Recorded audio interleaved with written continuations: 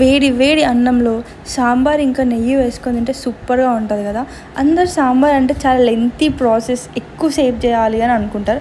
And ఇంకా కొంతమంది gas problem వస్తుంది పప్పు తింటా అనుకుంటారు, కానీ అస్సలు కాదు. మనం పప్పుని మంచిగా ఒక 2-3 టైమ్స్ వాష్ చేసి అట్లీస్ట్ ఒక హాఫ్ అవర్ అయినా నానబెట్టి సాంబార్ కానీ పప్పు కానీ చేసుకుంటే అసలు ఏ గ్యాస్ ప్రాబ్లం రాదు.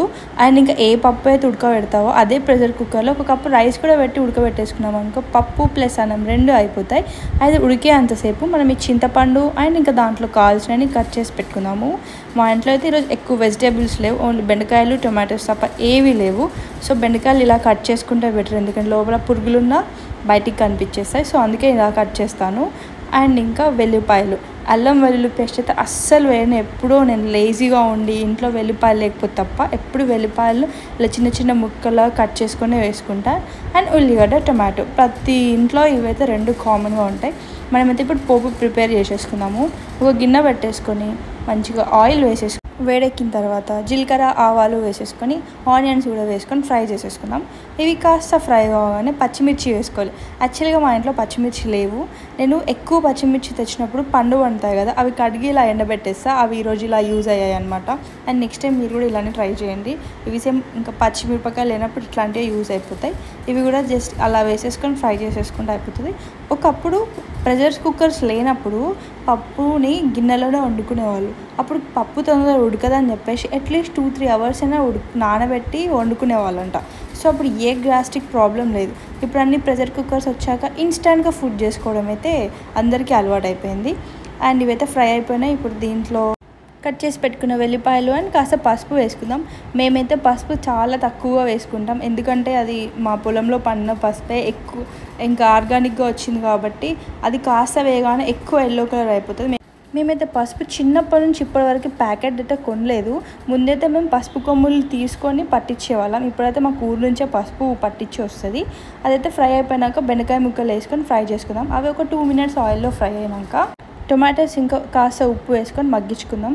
అంతలోపు అయితే ఈ పప్పు ఉడకడం అయితే అయిపోయింది. చూడండి, రైస్ అయితే పర్ఫెక్ట్గా కుక్ అయిపోయింది. ఇప్పుడు రైస్ పక్కన పెట్టేసి ఈ పప్పును మంచి అదే స్పూన్తో మెత్తగా రుద్దేసుకొని, ఆల్రెడీ మనం చింతపండు నానబెట్టి పక్కన పెట్టేసాం కదా, ఆ చింతపండు రసాన్ని కూడా తీసుకొని ఇందులోనే వేసేసి కొన్ని వాటర్ యాడ్ చేసి మంచిగా కలుపుకోవాలి. పప్పు ముద్దలుగా లేకుండా మంచిగా వాటర్ వేసుకొని, చింతపండు వాటర్ అండ్ నార్మల్ వాటర్ వేసుకొని బాగా కలుపుకోవాలి.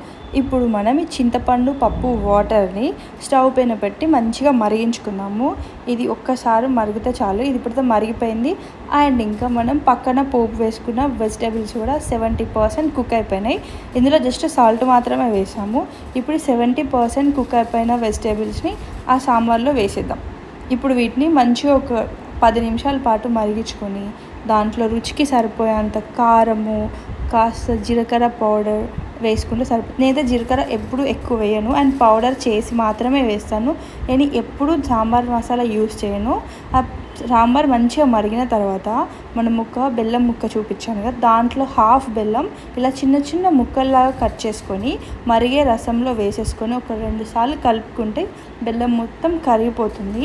సాంబార్లో బెల్లం వేసుకుంటే టేస్ట్ సూపర్గా ఉంటుంది.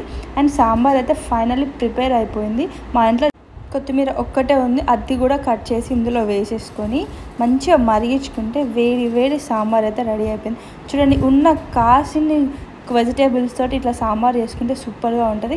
సాంబార్లో పెద్దగా వేయాల్సింది ఏమీ లేదు, జీలకర్ర పౌడర్ అండ్ బెల్లం ఈ 2 వేసుకుంటే సూపర్గా ఉంటుంది అంతే, ఇంకెక్కువ ఏమీ ఉండదు.